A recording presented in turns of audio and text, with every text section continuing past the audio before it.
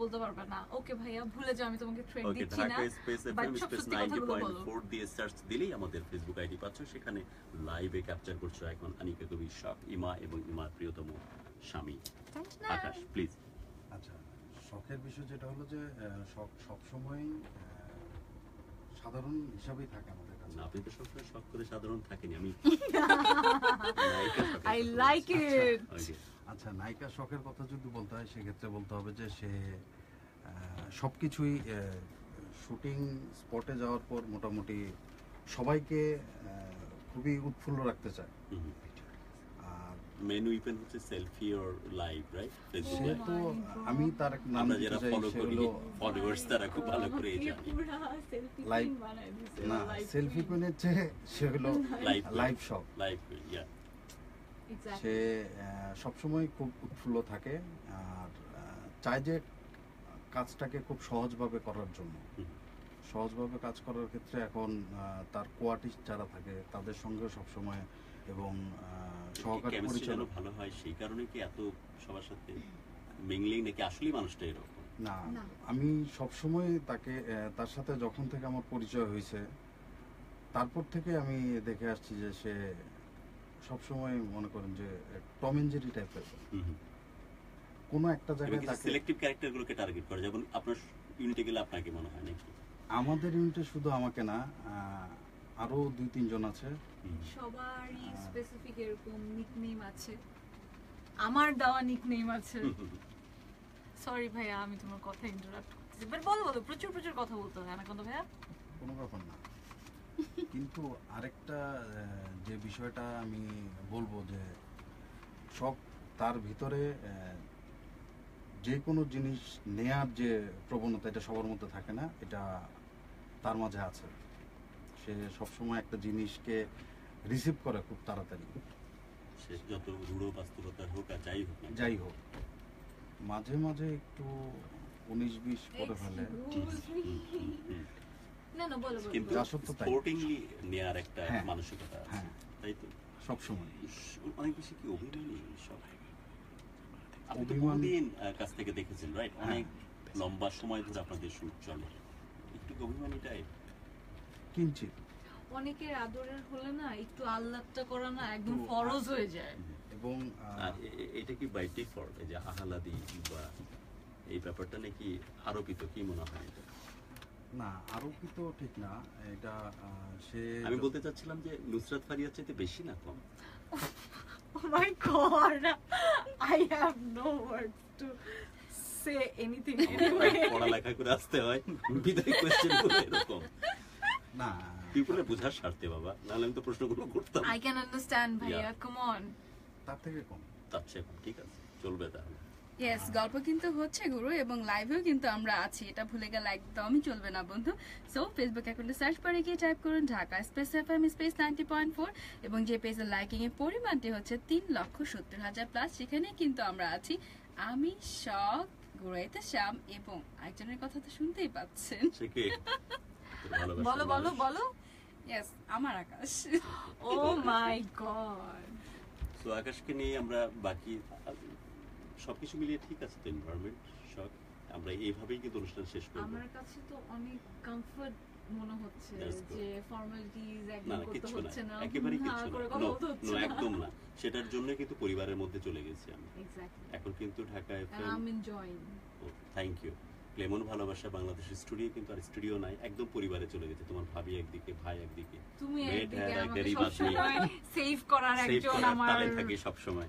ওকে, but দেখো কিভাবে follow করি আবার ফেসবুক, যে তুমি যে কিভাবে পোক করে করে সবাইকে লাইভে ইনভলভ করো, সব একটাও বাদ যায় না আমার। আমি আর লাইভে যাব না জীবনে। অবশ্যই সাজু ভাই, ইউ ডিড দিস, মানে তুমি কিন্তু খুব খারাপ এটা করে ফেলছো। আমাকে দেখলে এখন আজকে যেমন আমার সেটে, মারুফ ভাইয়ার সেটে যাওয়ার পরে মিলন ভট্টাচার্য বলতেছিল সেলফি সেলফি, সো আমি আর যাচ্ছি না। ব্যাপার না, সামনে সময় আসতেছে। ওকে, ইউনিটের দায়িত্বে যেহেতু আকাশ আপনি থাকেন, সো ওরা ওদের থাকা খাওয়া সব ব্যাপারগুলো তো আপনাদেরকে লক্ষ্য রাখতেই হয়। হ্যাঁ। সো ও কি সকালের নাস্তায় by any chance fair and lovely বাই টাইপের কিছু খেয়ে ফেলে নাকি? এত ফর্সা কেন? না তো, আটা ময়দা শুধু তোমার। সিরিজ কাগজ মনে হয় রাখে। কিছু একটা না না আসলে সঠিক তথ্যটা জানা দরকার। তুমি না, নাও না সঠিক তথ্যটা হলো যে সে সবসময় মানে বাই বার্থ এরকম নাকি এখানে কোনো ব্যাপার স্যাপার আছে? হ্যাঁ এটা তো ভাইয়া বলতে পারবে না। না বাই বার্থ না, না না সারা অনেকক্ষণ সময় ধরে দেখে তো, শুধু যদি মেকআপের উপরই হয় বা আলাদা কোনো কারিশমা হয় তাহলে তো ধরা পড়ে যাবে দীর্ঘক্ষণ একসাথে থাকে। না বা নাস্তার টেবিলে নাস্তাতে কখনো ফেয়ার লাভলি খেতে দেখেছো বা মেকআপ কিছু? খুবই কম নেয় সে আমার দেখা মতো, বাট মেকআপ রুমে ঢুকলে আমরা কেউ বের হতে বের হতে চায় না, হুম হুম। বের করা খুব কষ্টকর। বিকজ আমরা যখন মানে সাগর ভাইয়ার সেট হচ্ছে গিয়ে ইটস নট লাইক মানে আমার মনে হয় না যে আমি শুটিং জোনে আছি। হুম হুম। ওইখানে প্রত্যেকটা কো-আর্টিস্ট আর্ট মানে কো-আর্টিস্ট থেকে শুরু করে আমাদের এই যে এরা তখন, আচ্ছা আমি একটুখানি বলতে চাই, এরপরে আমি জানি না ভাইয়ার আমাকে মারবে, তারা আজরাইলের রূপ ধারণ করে শুটিং চলাকালীন আচ্ছা। সময় মেকআপ রুমের গেটে সামনে এই যে সিন চলো বের হও, মানে একটা সেকেন্ড সময় দিবে না কিছু ঠিক করার, রিটাচ করার বা কস্টিউমের কন্টিনিউটি কি আছে এটা জানার। লিটারালি ভাবি সিরিয়াসলি কিন্তু আজরাইল হয়ে নিয়ে যায় মেকআপ রুম থেকে বাইরে, বুঝছো?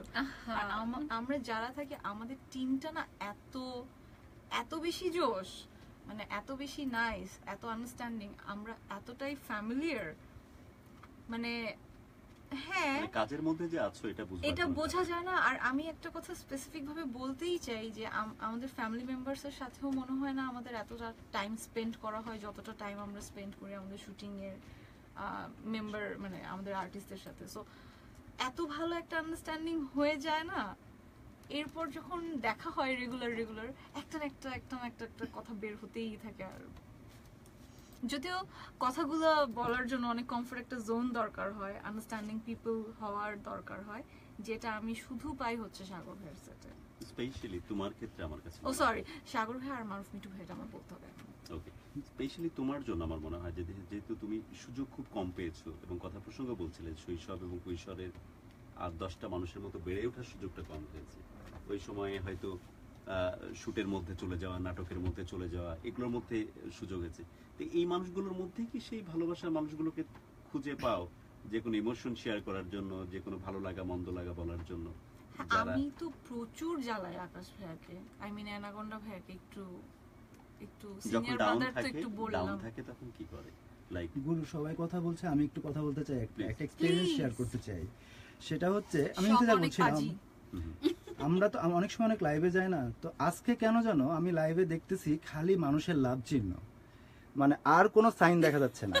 কিন্তু অন্য সময় অনেক রাগের সাইন দেখি, অনেক হাসির সাইন দেখি, লাইক দেখি। অনেক লাইভে গিয়েছো তো তোমাকে আর না দেখতে না, চাই না। আমাদের অফিসিয়াল যেটা ফ্যান পেজ, আমরা এখানে তো বিভিন্ন সময় যাই, বাট এত বেশি লাভের চিহ্ন মানুষের, মানে বুঝলাম না আজকে হঠাৎ এত কেন বর্ষা নামলো। এটা প্রোগ্রামের প্রোডিউসার কারণ ইন্তেজারের কথা বলছিল, এটা তার feedback. So feedback is or the because producer যেহেতু খেয়াল করে সবকিছু।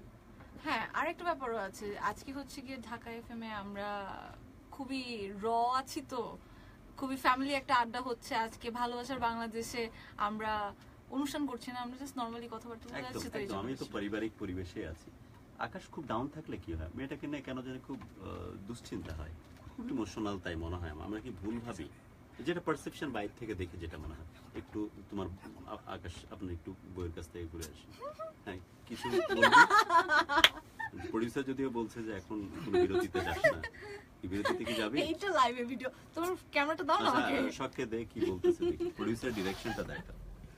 আচ্ছা, হ্যাঁ, আমাদের এই প্রোডিউসার আমি অ্যাকচুয়ালি এখন কোনো বিরতিতেই যেতে চাই না, বিরতি দরকার হলে আর 2 মিনিট পরে যাক, কিন্তু মানুষ যেভাবে দেখছে, যেভাবে ভালোবাসার একটা বর্ষণ, একটা ঢল নেমেছে, এটা কন্টিনিউ হোক। আসলেই কিন্তু ভাইয়া আমি just just look at this. একদম, আমার কাছে একটু মনে, এভাবে আমি Boundaries. দেখি না, যেটা আমার কাছে মনে হয়েছে, যেটা আমার কাছে নতুন দেখা, সব। তাই আমি এক্সপেরিয়েন্সটা শেয়ার করলাম। আসলে তুমি কিন্তু মানে গ্ল্যামারাস প্রেজেন্স বলতে যা না, না, ভাইয়া, Media sorry, industry, আমি একটু media বলি। circuit এ।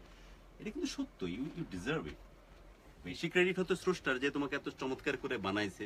কমে গেছে, দেখো যেমনি ক্যামেরা এভাবে দিছো, 5টা না, কমে গেছে। কোথায়? তার মানে আমাকে কেউ দেখতে চাচ্ছে না এখন, ইজ ইট? অ্যাকচুয়ালি স্রষ্টা, হ্যাঁ, আল্লাহ বেটার না কি হচ্ছে ওইখানে। প্লিজ একটু কথা বলো। আমি তো আমাদের সারাক্ষণ সাথে না, সরাসরি লাইভে কথা বলো। হ্যালো এভরিওয়ান, আমি কোন স্টেশন থেকে লাইভে যাচ্ছি? Whatever. কিন্তু খুব expert. না না না, মানে এটা হচ্ছে গিয়ে আমাদের প্রোডিউসার স্টেশন থেকে লাইভে যাচ্ছি। আচ্ছা, লাইভ পেজে যাচ্ছি। আপাতত প্রোডিউসার এর কথা বললাম কারণ ভাইয়ার কাছ থেকে আমি ফোনটা নিয়েছি, তো যদি আমি ঢাকা এফএম এর পেজ থেকে যাচ্ছি। আই হোপ আপনারা সবাই বোর হচ্ছেন না আমাকে শুনতে আর দেখতে। দেখতে তো বটেই। ওকে, আকাশ বলছিল যে কোনোভাবে কি যখন ডাউন হয়, মানে আমাদের মনে, এটা আমাদের পারসেপশন, বাইরে থেকে যারা দেখি যে মেয়েটা যদি ইমোশনাল হয়ে যায়, অভিমানী হয়ে যায়, তখন কি অনেক বেশি কষ্ট পায় কিনা, নিজেকে সামাল দিতে পারে, তো কিভাবে সামাল দেন তখন? এখন একটা দীর্ঘশ্বাস দিয়ে কথাটা শুরু করবেন। আদৌ কি না। হয় এরকম? না, তার মন যখন খারাপ থাকে তখন মোটামুটি তাকে দেখলে বোঝা যায়। না, এ তো ট্রান্সপারেন্ট, এর লুকানোর কিছু নাই, ও চাইলেও পারবে না। না, এটা হয়। না। আমি না অনেক বেশি সিম্পল ভাইয়া, মানে এতটা সিম্পল হওয়ার কারণে কি মানুষ আমাকে এতটাই ফেক ভাবে কিনা I don't know, but But আমি তোমাকে অ্যাকচুয়ালি আমরা অনেক কিছু হাইড ভালোবাসি, করতে এটা কি পারি জানো না। কিনা সেটা বলছি। অনেক, প্রচন্ড রকম আমি ভালোবাসি। প্রচন্ড লাভ দেখেছি আজকে না, অনেক বেশি না। লাইভে। আর একজন কিন্তু তার অ্যাডমিশনের এক্সাম কিন্তু সে পড়তেই পারছে না। ওকে বের করে দাও। আই এম সো সরি, একদমই না। কি নাম ওর? ওকে বের করে দাও। মামিসিং থেকে কায়সার, সে কায়সার, তোমার জন্য আবার লাইভে নিয়ে আসবো তোমার স্বপ্নের রানীকে। এখন তুমি বের হয়ে যাও, লক্ষ্মী ছেলের মতো পড়তে বসো। But আমাদের তো জানা তো দরকার ছিল না যে সে কি কেন পড়তে পারছে না, মানে সে কি, আমি কি এত তোমার ইরিটেট জন্য। করছি নাকি সে আসলে এরকমই বিনয়ী নাকি আমাদের সামনে অভিনয় করতেছে? আপনারা এমন সত্যি কথা হচ্ছে। বলে ফেলো। সত্যি ইরিটেট কথা এমনই। আমি ছোট্ট একটা ঘটনা বলতে চাই। Please, বলতে থাকো। কোনো একটা শুটিং এ তো সে আসে। কেন এমন কি কি করছো যে কিছু বলতে গেলে আমি আগে অনেক টর্চার বুক ধরে করছি, হাত ধরে বসে যেতে আমি হয়? সাগর ভাইয়ের সেটে সবাইকে অনেক টর্চার করি, আচ্ছা, শুনো। আপন ভাই মনে করে সবাইকে টর্চার করি। না, ও আসছে, ওর মন খারাপ ছিল, তো তাকে কোনোভাবেই ইজি করানো যাচ্ছিল না। অনেক ট্রাই করছি, Guys, বাট যে এখন আমাদের সাথে কথা বলছে ইমার প্রিয়তম স্বামী, তিনি সাগর জাহান এবং আকাশ দুইজনে মিলেই তারা যে ইউনিটটাকে লিড করে, কি প্রোডাকশনের নামটা কি আমরা এই ফাঁকে একটু শেয়ার করতে পারি? ব্যাঙের ছাতা। ব্যাঙের ছাতা, যাদের প্রোডাকশন থেকে অনেক বিখ্যাত নাটক আমরা আমাদের সামনে আসতে দেখেছি, রাইট? হ্যাঁ। সো এভারেজ আসলাম, এটা অনেক দারুণ এক অনবদ্য সৃষ্টি ছিল। এবার এভারেজ আসলাম, তার আগে ছিল সিকান্দার বক্স, সিকান্দার তার আগে ছিল আরমান ভাই। আরমান ভাই। এক্স্যাক্টলি সেগুলো ক্রিয়েটিভ যে টিম এবং পেছনে যাদের অনবদ্য প্রচেষ্টা থাকে, তাদেরই একটা সলিড কন্ট্রিবিউশন থাকে আমাদের আকাশ, যিনি আমাদের প্রিয়তম, অনেক পছন্দের, আর যে আমাদের কো অ্যাঙ্কার ইমার প্রিয়তম আমাদের স্বামী। Lovely pretty. সো আকাশ বলছিলে একটা ঘটনার কথা, হ্যাঁ। শখেই। তো সে শুটিং এ আসার পর কোনোভাবেই ইজি হতে পারছিল না। Just- প্রডিউসারকে বলবো যে স্পট করতে একদম শখকে যে ওর ফেশিয়াল এক্সপ্রেশনটা কি দাঁড়ায়, কোনোভাবেই ইজি হচ্ছিল না। তাকে কোনোভাবেই আমরা তার আগের দিনও আমরা শুটিং করেছি, আহারে, সেদিন অনেক প্রাণবন্ত ছিল, বাট সেদিন শুটিং এ এসে তাকে কোনোভাবেই easy কোনোভাবেই, হচ্ছে না। হ্যাঁ, মনে হচ্ছিল যে মৃত, সে জীবিত না।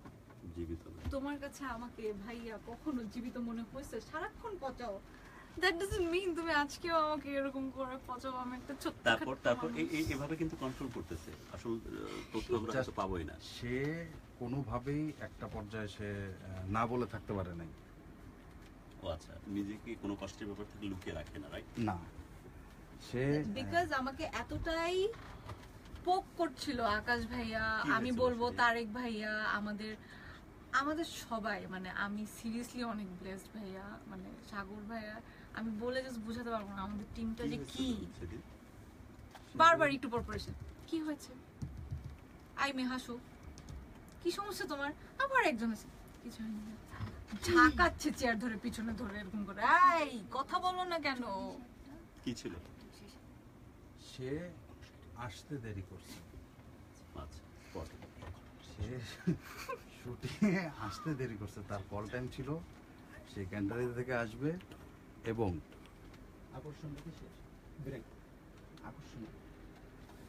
কেন প্রোডিউসারকে লাইভটা ধরলো না? প্রোডিউসার যে এরকম করে মাথা ঝাঁকি আমাদের দিচ্ছিল। এইটাই বাকি ছিল, মানে কিভাবে ভালোবাসার বাংলাদেশের প্রোগ্রাম, বিহাইন্ড দ্য সিন দেখানো এই অডিও প্রোগ্রাম কিভাবে সিনেমায় রূপান্তরিত হচ্ছে একজন গ্ল্যামারাসের প্রেজেন্সে, সেটাই বাকি ছিল।